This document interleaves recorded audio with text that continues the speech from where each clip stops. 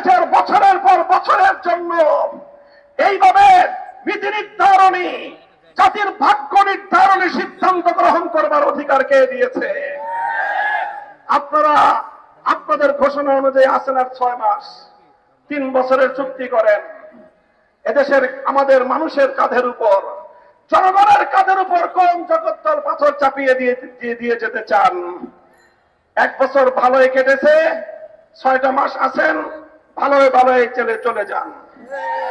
নির্বাচনের ব্যবস্থা করেন, জাতির কাঙ্ক্ষিত সংস্কার বাস্তবায়ন করেন, ফাঁসিবাদের বিচার ত্বরান্বিত করেন, খুনিদের জন্য ফাঁসি কাষ্ঠ নির্মাণ করার প্রস্তুতি নেন।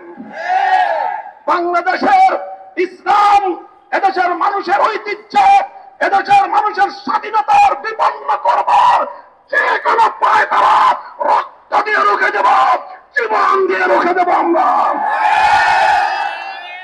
সংগ্রামী সাথী ও বন্ধুগণ, কাজে আমরা আমাদের বক্তব্য আবার পরিষ্কার স্পষ্ট ভাষায় বলে দিচ্ছি।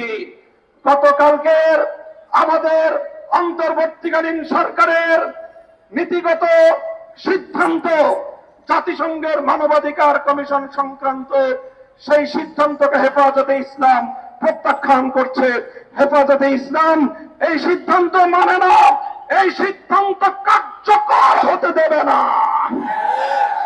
জাতিসংঘের ইসলাম বিরোধী, মানবতা বিরোধী পশ্চিমা সমাজ দর্শনের মানবাধিকার বাংলাদেশের মানুষ বিশ্বাস করে না। এদেশের মানুষ ধর্মপ্রাণ মানুষ, ধর্মপ্রিয় মানুষ, ইসলাম প্রদত্ত